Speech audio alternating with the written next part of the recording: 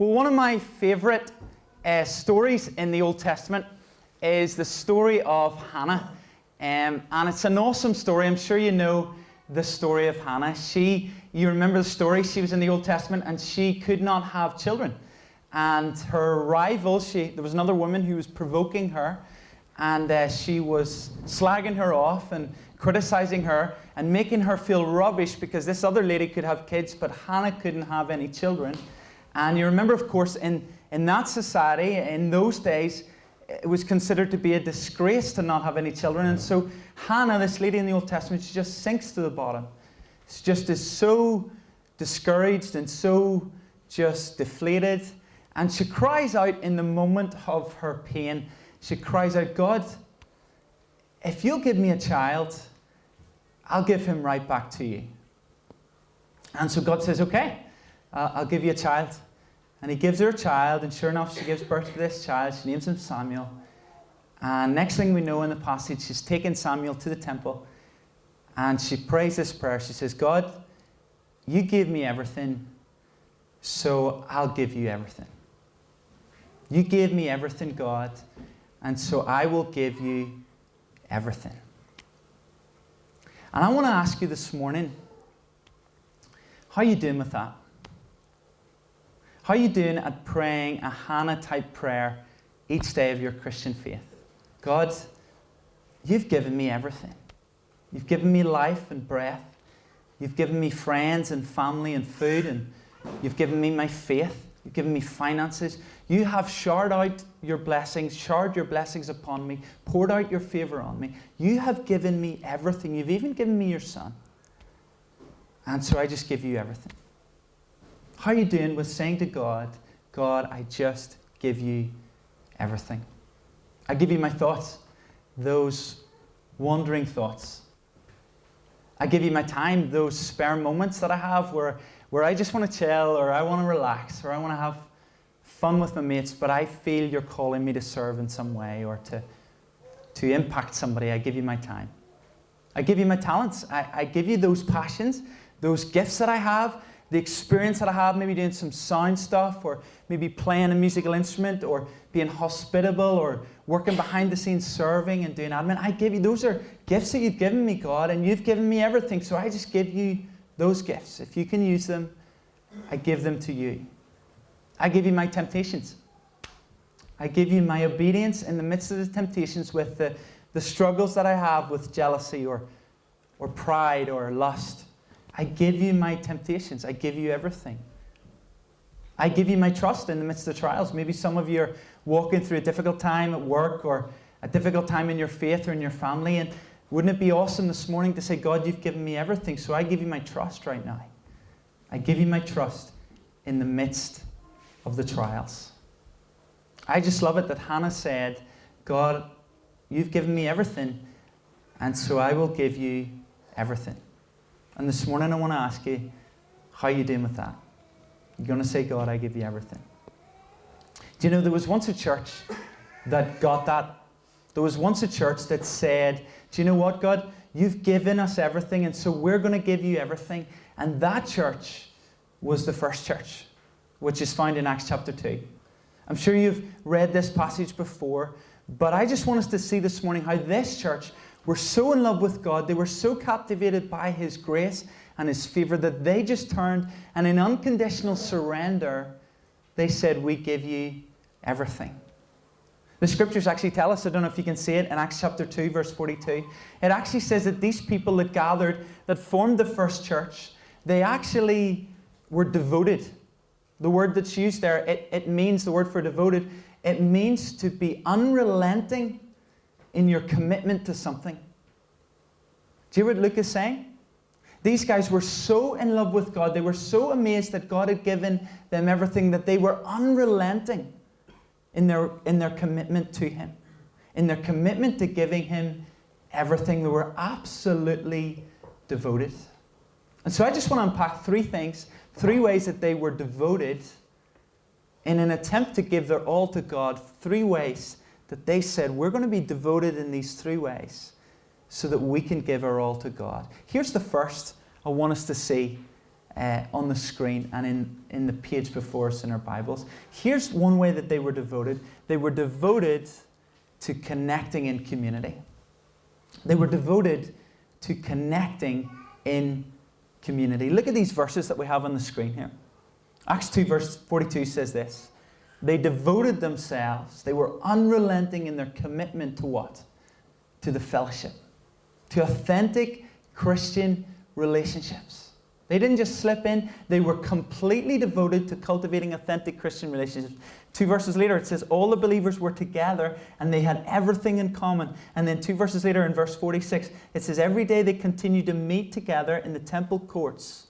And they broke bread together in their homes and they ate together.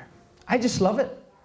That these guys, as we're reading this first church, they said, God, we want to give you everything. But in order to give you everything, we're going to have to be devoted to connecting in community. We're going to have to be devoted to cultivating authentic Christian relationships, because if we do that, if we cultivate authentic Christian relationships, that's going to help us. That's going to spur us on to giving everything back to God, to giving Him our all.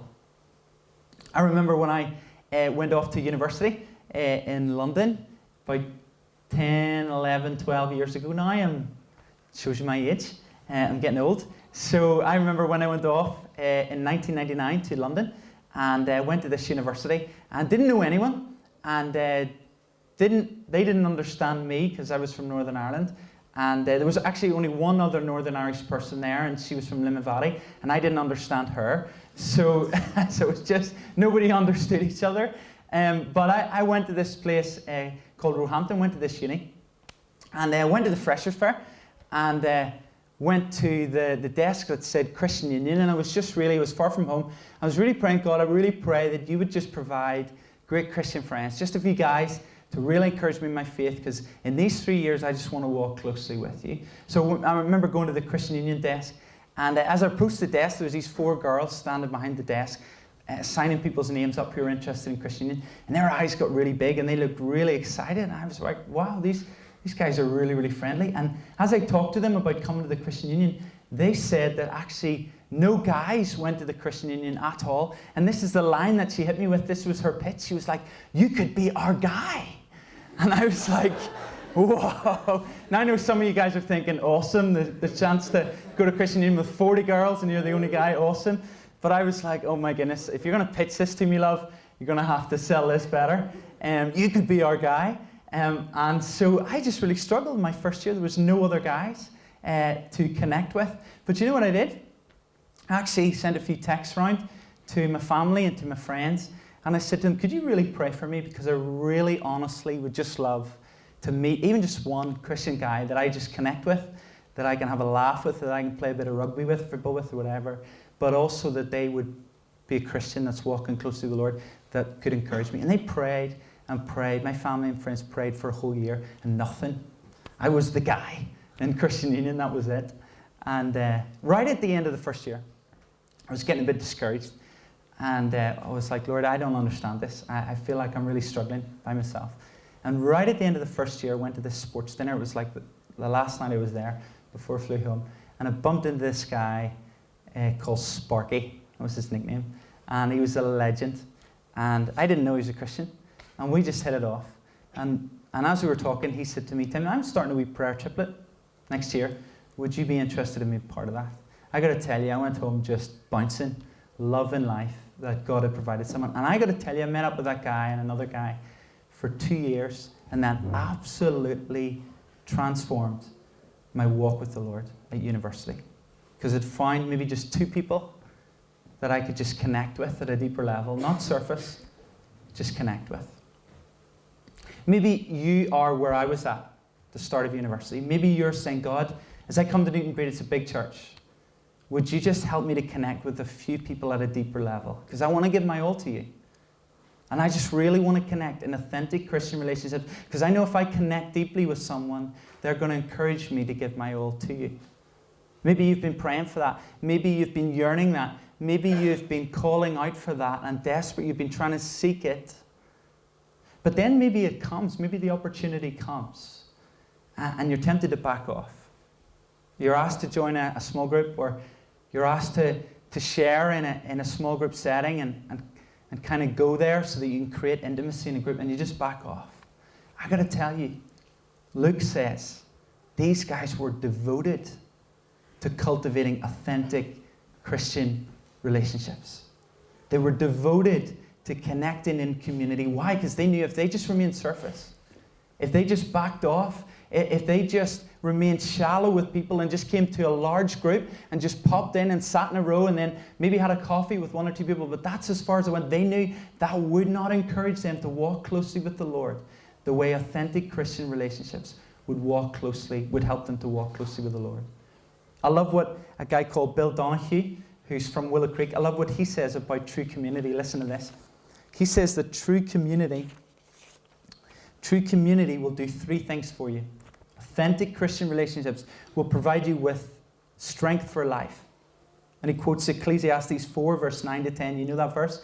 It says, "Pity the man who has no friend. When he falls down, he has no one to help him up." And then it says, "Two are better than one." Because in times when he falls down, he can help him up. And Bill Donahue says, if you cultivate authentic Christian relationships, firstly, you're going to have strength for life. You're going to have strength to walk through this Christian life. Secondly, he says you're going to have wisdom for decisions. Proverbs 15, verse 22 says, wise decision-making falls down whenever you have no counselors. When you make poor decisions, whenever you have no people around you to guide you and to help you make wise decisions. And Donahue says, if you will just connect deeply with a few Christian believers, when you're making your decisions about your career, when you're making your decisions about who to marry, or how many kids to have, or where to live, or what ministry to get involved in, or how to forgive someone, when you're making your decisions, if you have a few people around you that you've connected with them at a deeper level, you're going to be able to give your all to God in that moment because they will bring wise counsel. Thirdly, Donahue says true community not only brings strength for life, but it brings wisdom for decisions. And thirdly, it brings accountability for growth. Accountability for growth. And he quotes this verse from Proverbs chapter 27, verse 17. As iron sharpens iron, so one man sharpens another. So one man sharpens another. And there's something about connecting in authentic Christian relationships which brings strength for your Christian faith, which brings wisdom for your decisions, and which sharpens you, and which keeps you accountable, and which keeps you in line so that you can keep walking closely with your God. Think of this little illustration. Maybe last night you were down at the bonfire and Denny was loving life. He was just had it blazing. And he was warming up his boots as he was sticking his boot in there into the fire. Or maybe you saw Hammy's barbecue and he had the Hammy burgers going. It was amazing. But if you take one of those wee embers, one of these wee coals, okay, and it's sitting there in the barbecue, and when it's surrounded, you've maybe heard this illustration before, but when it's surrounded with all the other coals, it's burning. There's light, there's heat, there's sparks there. This little coal is being lit up by the other coals around it, and it's lighting up the other coals around it. But you take some prongs and you take that coal out, that piece of coal, and you set it on the hearth, or you set it on the stones out there beside the barbecue, and you leave it on its own. What's going to happen? It's going to lose its heat. It's going to lose its life because it's disconnected from its little community. I want to ask you, are you losing your heat? Are you cooling off in your spiritual walk? Are you losing your life because you're disconnected from authentic Christian community? You're coming to Young Alice, and that's brilliant. And you're coming to Extend, and you're coming on Sunday night, but you're never taking the next step of going deeper with just a few people in a small group, or with a mentor, or connecting with just maybe 2 or 3 people in a prayer triplet who can bring strength, who can bring wisdom, who can sharpen you in your faith. These guys show us that if you want to give your all to God, you'll run stronger if you run with other people. You'll run farther and you'll run stronger if you run with other people. And these guys show us if you want to really give your all, if you want to say like Hannah, God, you've given me all, and I'm going to give you all. I'm going to give you everything you're going to need to be devoted to connecting in community. So on the screen here, here's kind of our heart and our kind of vision for what this might look like. We just want to put these things in place. One of our dreams in Young Adults this year is that we might be a community that connects. And so every month we've got Extend Worship, which is the last Sunday of the month. And our dream for that is that after the evening service from 8:30 to 10:30, we're hoping to revamp it a bit this year. We're hoping to have it in the sports hall and create a little bit of a coffee shop in there and have a great atmosphere in there. And as you come in, our dream would be that once a month you're guaranteed to connect with other young adults who will encourage you, that you'll have a laugh with, but also that they will provide strength in your life and encourage you to walk closely with the Lord. We're going to have worship. We're going to have maybe some discussion groups. We're going to have some panel nights, a little bit of teaching. It's going to link in with the Sunday evening sermon series, which is going to be an awesome sermon series kicking off next week on love, sex, and relationships. And that is just going to hit where many of us are at, trying to encourage one another to walk closely with the Lord. And this is your chance to connect with other young adults. And then, as I mentioned last night, every other month, we're going to have Extend Community. We've got a Leavers Lunch coming up next week for any students who are going away to uni. And this is your chance on Wednesday the 5th just to connect with other students who are going away. And then we've got a student lunch kicking off in the third Wednesday of September, and then the first and third Wednesday of every month, we're going to meet as students just for you to connect. If you're a student and you want to connect and you just want to stuff your face with Chinese and just have a laugh with other students, this is your chance to connect and build relationships. We've also got Extend at the Park, the third Saturday in September. This is your chance just to come and hang out with other young adults and cultivate authentic Christian relationships. And there's lots of stuff going on which will help you say, God, you've given me everything. I give you everything. And one of the ways I want to do that is I want to be devoted to cultivating Christian community and to connecting in community. Here's the second thing that I want us to take from this passage as you look down. They not only were devoted to connecting in community, but they were devoted, this group of Christians, they were devoted to growing in discipleship. They were devoted to not just hanging out together. It wasn't just a clique, but out of that little community, out of that little group, they sparked each other. They spurred one another on and they said, let's grow. Let's give our all to Jesus. And they were totally unrelenting in their commitment to growing in discipleship. Look at what we read in this passage in Acts chapter 2, verse 42. I love it. It says, they devoted themselves to the apostles' teaching, to the scriptures, to the breaking of the bread, and to the prayer. They devoted themselves to these spiritual disciplines. Why? Because they said if we devote ourselves as a group to growing intentionally, then we are going to be able to give our all to Jesus Christ. And they absolutely said we are going to be intentional about growing. I love what John Ortberg says. He says there's a difference between training and trying, right? So he says you wouldn't just turn up to run a marathon and you just try to run a marathon. I mean, you could, but you'd probably only last a mile or two. But no, if you want to run well in a marathon, you've got to train. It's not just about trying. You've got to train. You've got to have an intentional plan. You've got to get a fitness plan in place. Maybe get a coach like Toby Mannis to get you all psyched and pumped and get you in shape. And you've got to have that plan and that coach, and you've got to stick to your plan, and you've got to watch your diet. You've got to have a training plan in place so that on that day when you turn up to run the marathon, you run and you run well and you finish the race. You don't just try. You don't just try to lose weight. No, you maybe get a little diet in place. You train yourself to lose weight. And so it is in the spiritual life. So many of us are just trying. We're just trying, and there's nothing wrong with trying, but we're just trying to live a Christian life. We're just trying to be godly. We're trying to walk away from sin. And the scriptures tell us, no. You've got to train yourself to be godly. So Paul says to Timothy, train yourself for godliness. If you're that committed to losing weight, if you're that committed to running a marathon, why are you not that committed to becoming like Christ? To saying, God, you've given me everything, so I give you everything. I'm going to train myself for godliness. I'm going to maybe get a mentor, or I'm going to connect in a small group so that that mentor and that small group can help me identify where is it I need to get in shape spiritually? Where is it I need to lose weight spiritually? What is it I'm carrying around? And I need to identify these things, and over the next year, I can lose those things. I can say no to those things. I can get fit spiritually. I can love the scriptures more. I can be more in prayer. I can enter into the spiritual discipline so that I become more like Jesus Christ. And these guys show us that if you want to give your all to Jesus Christ, you've got to just connect in community, but out of that community, you've got to be devoted to growing in your discipleship and your following of Jesus. I remember when I went off to live in America, went off to study in Dallas, and completed my first year, and this guy contacted me, a guy called Martin Hiranaga. He was a Japanese dude who was living in Dallas, bit of a legend, and he contacted me in the summer between my first year and my second year.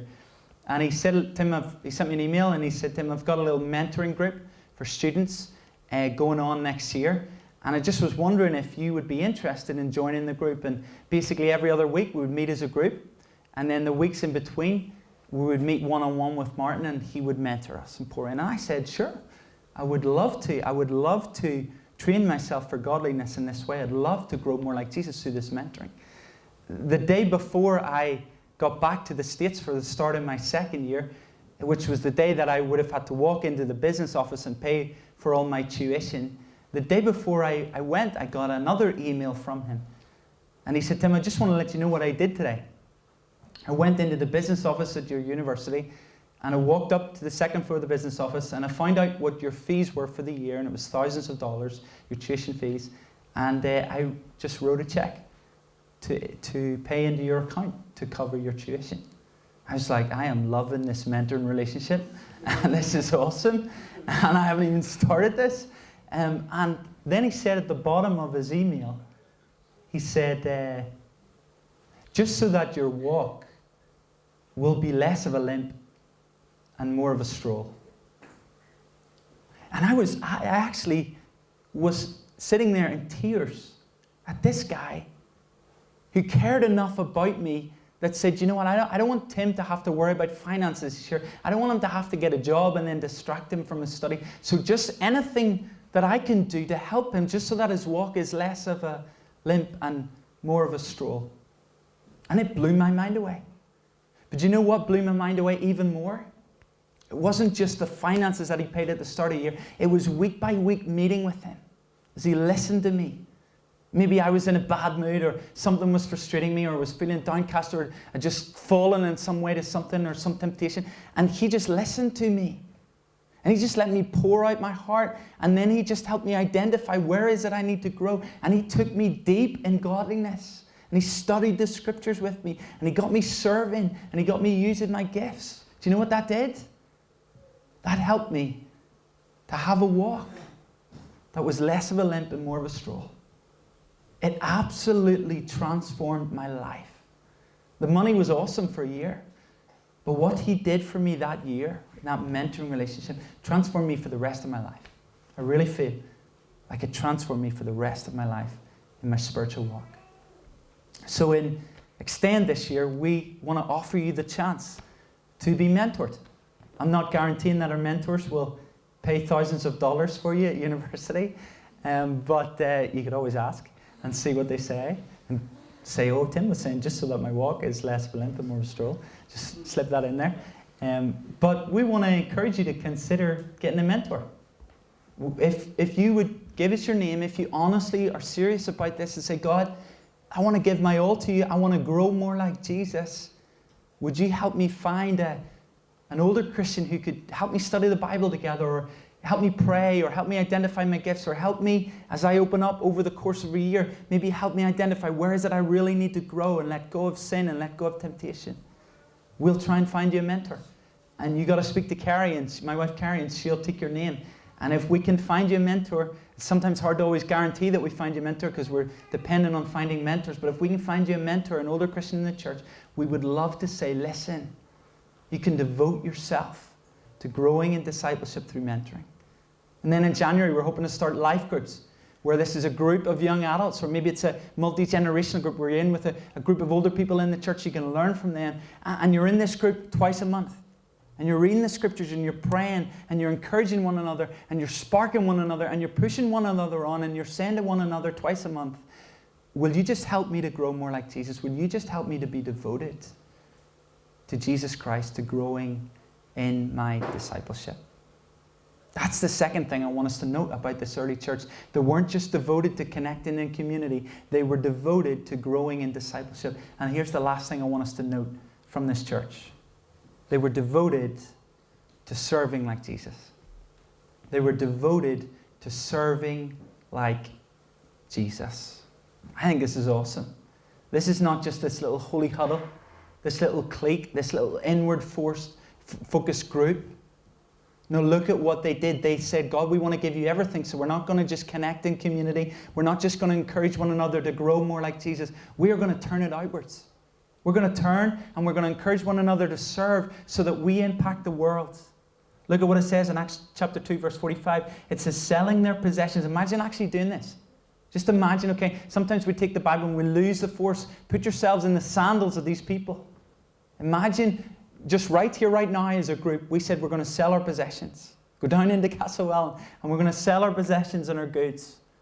They gave to anyone as he had need. When's the last time you saw someone who had a need? Honestly.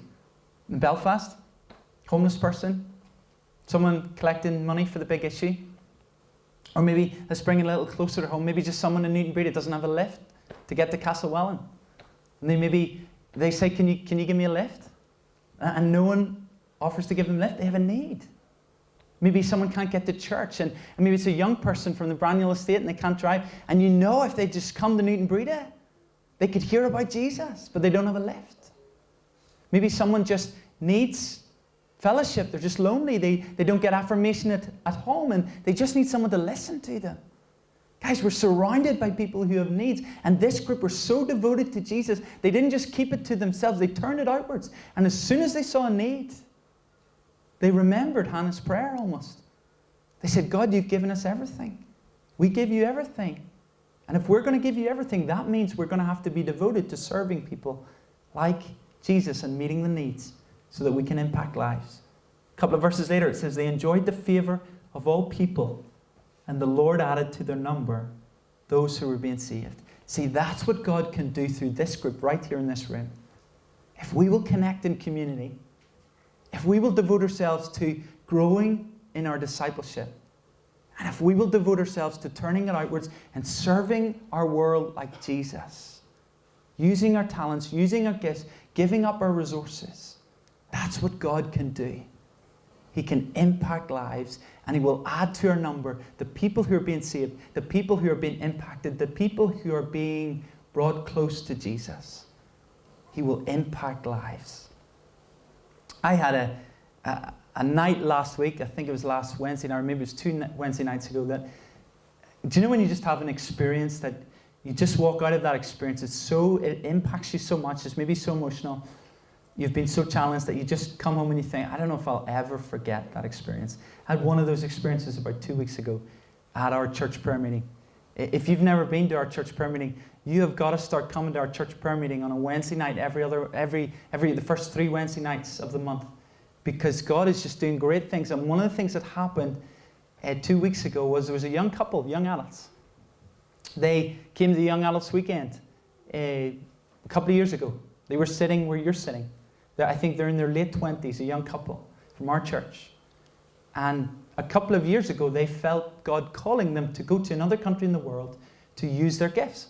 So the husband of the family is he's a doctor. And he said, you know what, I just feel like God is calling me to go to this part of the world, to this country, where I can teach other doctors and help them. And through that, I can maybe just bless people for Jesus. And we can serve people and impact people for Jesus. So they decided, Lord, is this you calling us? We feel you're calling us to this country. And as they unpacked the country more, they realized that this country was highly volatile. They found out that Christians had been martyred there in the last 4 years. They'd just been living and serving, but they'd been found to be Christians and they'd been martyred. And they said, God, this is tough. But we feel like you're calling us to go here. We want to go. Then they had a little child. And as they stood up 2 Wednesday nights ago, they talked about their little baby girl. The thought of taking their baby girl to this little country where they could lose their life. And do you know what they said? This is what they said. They said, how could we not go? How could we not go? They found out that 1 in 5 kids don't live to 5 years old in that country. And they said, how can we not go and use our talents, use our gifts, the medical training that we have, use our abilities just to help these kids live past 5? And then they said, as they thought about taking their little child and raising their little child in this volatile country, with tears coming down their cheeks, as they prayed to God about this is what they said. They turned to one another and they said, we thought, what else would we want our child to see in her parents than 2 people just giving their all to Jesus? Wow. They got it. They got it. They're sitting in Newtownbreda, they're young adults, and they got it. That, as Pablo says last night, Jesus didn't come for us just to be curious. He didn't even come for us just to be convinced. It's important, and He calls us to believe, but believe is an action word. He comes so that we will be committed, so that we will say, like that young couple, we are going to devote ourselves to God. We're going to give Him everything. Wherever He calls us, whatever He asks of us, no matter what the cost, no matter how much we have to risk, if our God gave everything for us, we're going to give everything to Him. And the way we're going to do that, we're going to devote ourselves to connecting in community, which brings strength and accountability and wisdom. We're going to devote ourselves to growing in discipleship, which helps us to become more like Jesus through mentoring or through a small group. We're going to train ourselves for godliness. And we're going to devote ourselves to serving like Jesus.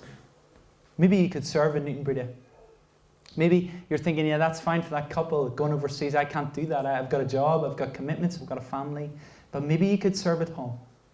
Maybe you could give something. What is it God's calling you to give?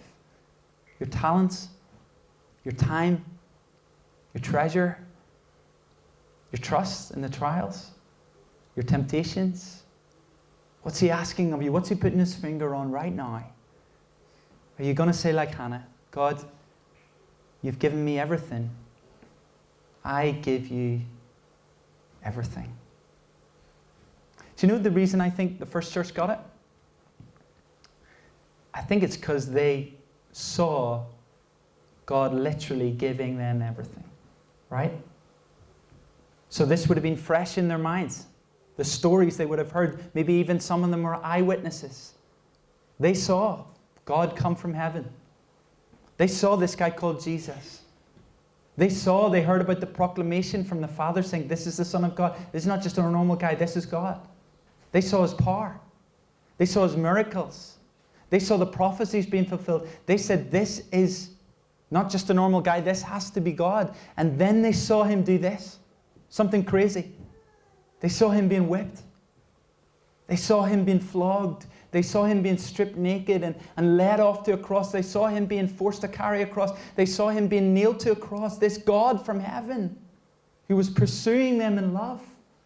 And they saw Him die on a cross.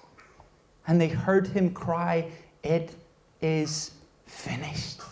All this rubbish life you've been living, all this non-committal stuff you've been falling into, I have given my all for you. Will you give your all for me? And they got it. They said, Jesus, you've given your all for me. I'm going to give my all to you. I want to encourage you guys that if we do this, if we commit to connecting in community, if we commit to growing in discipleship, and we commit to serving like Jesus, if we commit to giving our all to Jesus, I honestly believe God can do incredible things in this room. I honestly believe God can do incredible things through this group. I honestly believe God can do incredible things through our church. Connect, grow, serve. God, you've given me your all. I give you my all. Let's pray together. Right now, Jesus, we just want to say thank you for giving your all on the cross. For all that you went through to go to the cross to pursue us in love. And we are just stunned by your love. We are stunned by your grace. We are stunned by your favor and your mercy. And in response, we just want to say, we give you our all.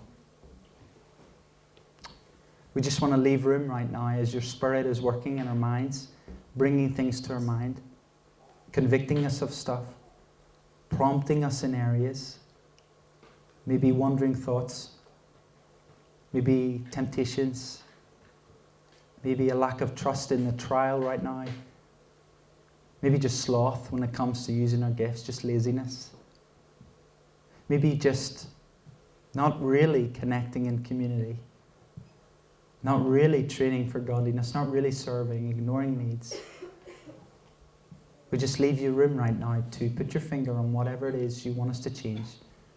And we simply say, you've given your all for us. We give you all of those things. Help us by the power of your Spirit. We don't do this just by trying. We do this by your Spirit's power, enabling us, and help us by the power of your Spirit to give our all to your Son. We commit our lives to you. We love you. And we pray these things through your wonderful name. Amen.